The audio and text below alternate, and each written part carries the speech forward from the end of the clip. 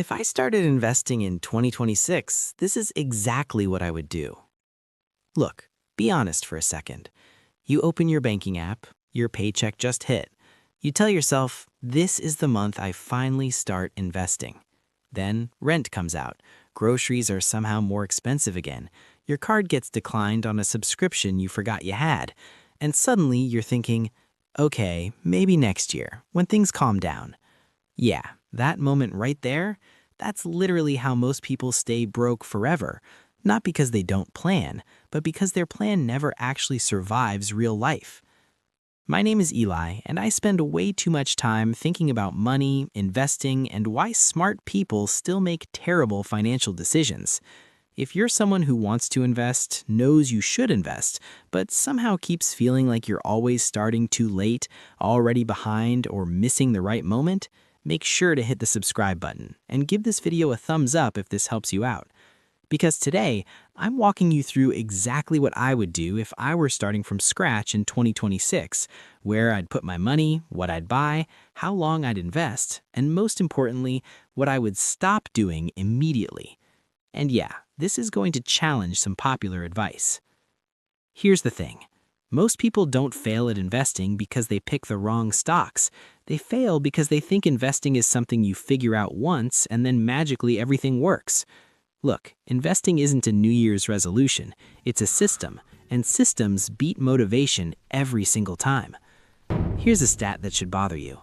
According to Dalbar, the average investor underperforms the market by 4 to 5% per year over long periods.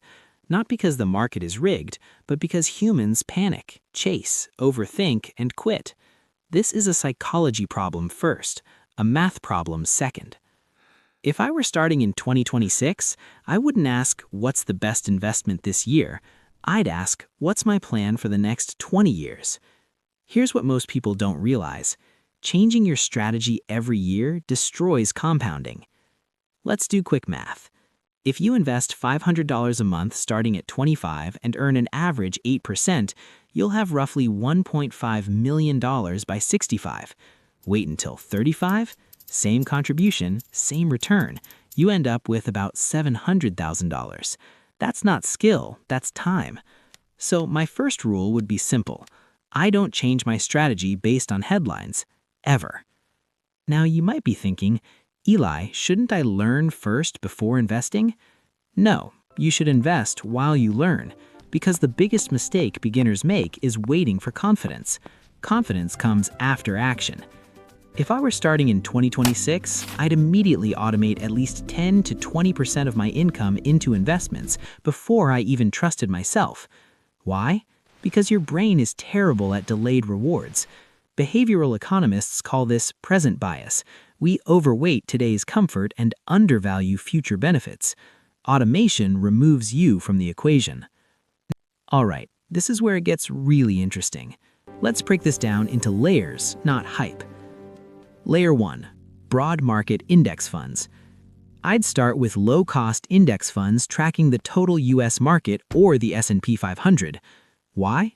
Because despite all the noise, the US stock market has returned roughly 10% annually over the long term, even after crashes, even after wars, even after recessions. Most people don't fail because the market collapses. They fail because they panic when it does. This would be my foundation. Boring, predictable, powerful. Layer 2. Big tech. Yes, still.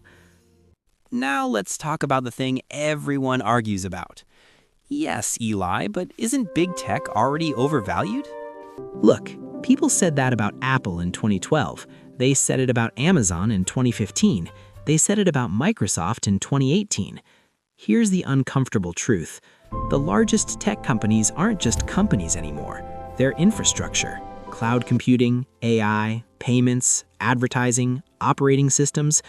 I'd allocate a portion to dominant American tech companies, not because they're exciting, but because they're embedded in how money flows. Not all of them will win, but history shows that a few winners drive the majority of returns. Layer 3. Tax-advantaged accounts.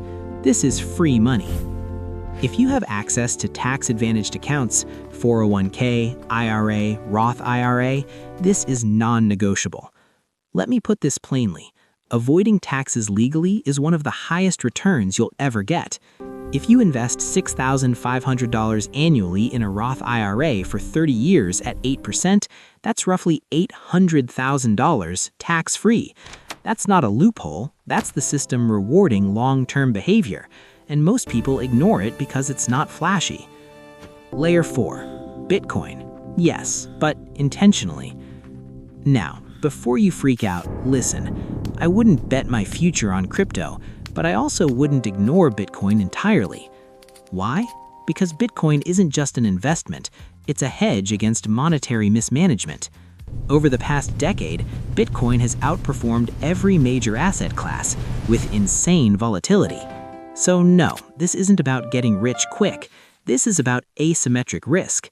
A small allocation, long-term horizon, and no emotional trading. If it goes to zero, my life doesn't change.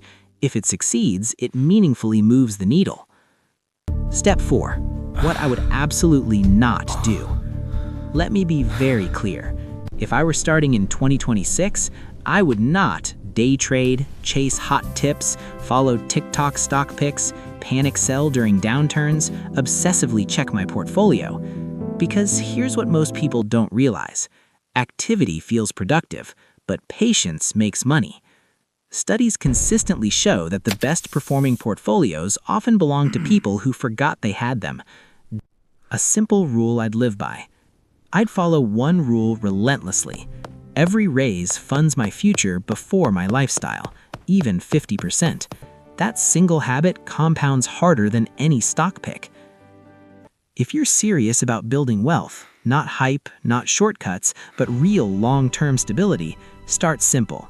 If this video helped clarify your thinking even a little, subscribe, hit like, and let me know in the comments, if you were starting over today, what would you do differently? Because the best time to start was years ago, the second best time, right now.